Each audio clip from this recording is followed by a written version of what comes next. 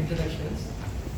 And D.B. Manohar, first generation entrepreneur, Chairman and Managing Director of this company.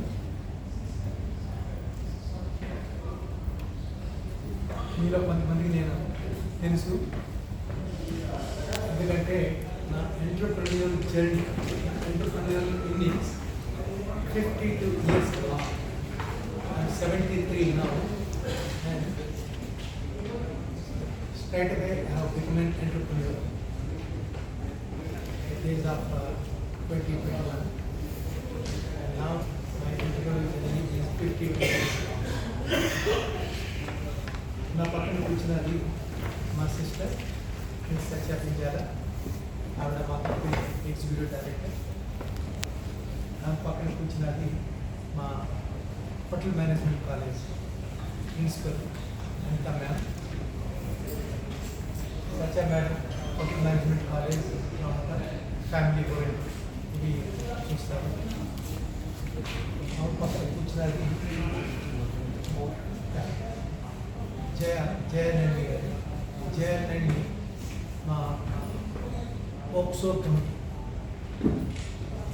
Committee chairperson, అదే మా accounts manager, company accounts manager. నా side right side కూర్చున్నది మా chief financial officer CFO Chandrasekhar Prasad. ఆయన పక్కన కూర్చున్నది మా hotel general manager Uday Saha. So మా సీనియర్ టీం అంతా మీతో కూర్చొని మాట్లాడదామని పిలిచాము.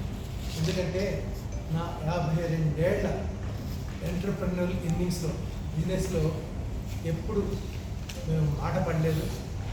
మేము చాలా నిక్కచ్చిగా బిజినెస్ చేస్తాం. మేము మా మీద ఒక్క కంప్లైంట్ కూడా ఎక్కడ ఏ కంప్లైంట్ లేకుండా ఇప్పటివరకు చక్కగా మేము మంచి పేరు తెచ్చుకున్నాం.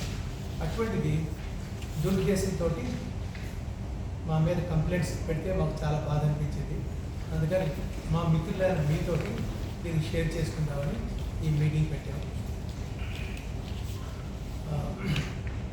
బ్రీఫ్గా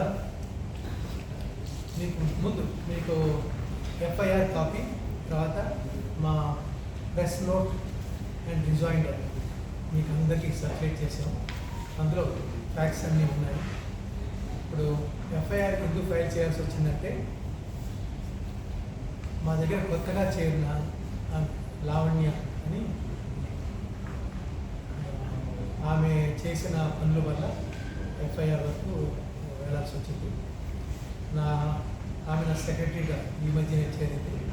నాకు అంతకుముందు 24 ఏళ్ల పాటు ఒకే సెక్రటరీ శాంతి. ఆమె ఉన్నప్పుడు ఏ ప్రాబ్లం లేదు. క్యాన్సర్ తోటి ఆమె జూన్ నెలలో చనిపోయింది. లాస్ట్ వరకు ఆమె ఎంతో కమిట్మెంట్ తోటి వర్క్ చేస్తుంది. ఇప్పుడు శాంతి చనిపోయిన తర్వాత ఆమె ప్లేస్లో ఈమె వచ్చింది. ఈమెని డిసెంబర్లో తీసుకున్నాం, ఎందుకంటే క్యాన్సర్ తోటి శాంతి చనిపోతుందని తెలుసు కాబట్టి ఈమెను డిసెంబర్లో తీసుకున్నాం.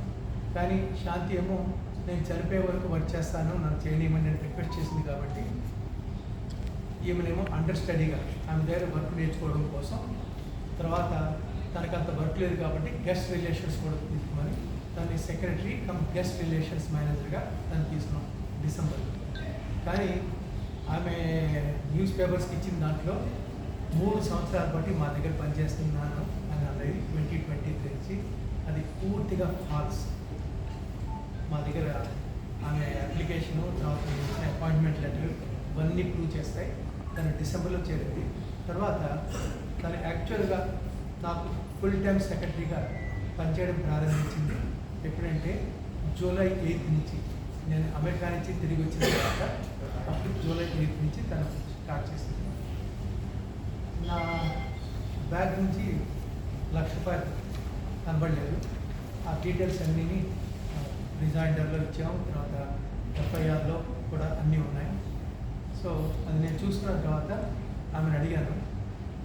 ఆ రోజు నెక్స్ట్ డే అంటే 18వ తారీఖున నేను వర్క్ ఫ్రమ్ హోమ్ అనమాట. ఆ రోజు ఆన్లైన్ కాల్లో నేను ముందు అసలు ఈ అమౌంట్ పోయిందని నోటీస్ చేసిన తర్వాత నేను మా సిఎఫ్ఓ గారికి చెప్పాను, వేరే మా హెచ్ఆర్ మేనేజర్కి చెప్పాను, తర్వాత మా జనరల్ మేనేజర్కి. ఈమె ఆన్లైన్ కాల్కి వచ్చినప్పుడు ఆమెను అడిగాను, మీకేం తెలుసా? నేను లేదు, ఎవరన్నా ఆఫీస్లో ఎంటర్ అయ్యారంటే ఎవరు ఎంటర్ కాలేదు అని. తర్వాత ఇంకా రెచ్చిపోయి నన్ను అనుమానిస్తారా అని ఆర్గ్యూట్ అడుగుతాను. సరే ఆ రోజు కూడుకున్నాను. నెక్స్ట్ డే నేను వచ్చిన తర్వాత 19th నేను ఆఫీస్కి వచ్చిన తర్వాత దెన్ మెయిల్స్ చేద్దామని చెప్పాను. మెయిల్స్కి కనెక్ట్ చేయమని చెప్పాను. తర్వాత అప్పుడు దాన్ని అడిగాను యథారకంగా, ఏమన్నా తెలిసిందా, ఈ అమౌంట్ పోయింది కదా, అది చిన్న అమౌంట్ కాదు, ₹1,00,000, దాని గురించి ఏమైనా తెలిసిందా అంటే దాని మీద చాలా మళ్ళీ రెచ్చిపోయాను. మళ్ళీ నన్నే అడుగుతున్నారు, నన్నే ప్రశ్నిస్తున్నారు. నేను రెచ్చిపోయి ఇంకా చాలా పెద్ద క్యాల్కులేటర్ ప్రారంభించాను. అప్పుడు మా హెచ్ఆర్ ఇన్ఛార్జ్ రాముడిని, ఇంకా మా ఐటీ అండ్ పర్చేజెస్ మేనేజర్ ప్రకాష్ని ఇద్దరిని పిలిచి దీంతో మిమ్మల్ని హ్యాండిల్ చేయండి, ఎందుకంటే నా మీద ఎవరు మీకు క్యాటరేజ్ ఈమె ఇలాగా మిస్బిహేవ్ చేస్తుంది అని వాళ్ళకి చెప్పాను. ఆమెమో తిన్నగా ఆ రోజు లాబీకి వెళ్ళి పెద్ద పెద్ద క్యాట్లు ఫ్రంట్లో వేయడం ప్రారంభించింది. ఇంకా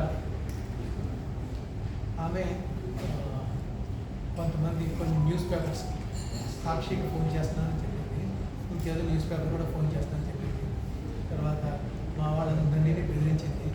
ఇంకా పోలీసులు పిలిచింది. పోలీసులు వచ్చిన తర్వాత వాళ్ళేమో, చూడమ్మా ఇలాగా లాబీలో అలర్ట్ చేయకూడదు, ఇక్కడ గెస్ట్స్ ఉన్నారు, ఇంకా స్టాఫ్ మెంబర్స్ ఉన్నారు, ఇది చాలా పేరున్న హోటల్, ఇక్కడ ఇలాగా చేయకూడదు అని చెప్తే వాళ్ళ మీద కూడా పెద్ద ట్యాక్లు వేసింది. చివరికి మా కాలేజ్ ప్రిన్సిపల్ అనిత గారు ఆమె వచ్చి, లేదమ్మా నేను నీతో మాట్లాడతాను, సపోర్ట్ చేస్తాను అని చెప్పి దాన్నేమో బోర్డు రూమ్లో కూర్చోబెట్టి మాట్లాడారు. పోలీసులు కూడా ఉన్నారు, పోలీసులు కూడా వీళ్ళతో మాట్లాడారు.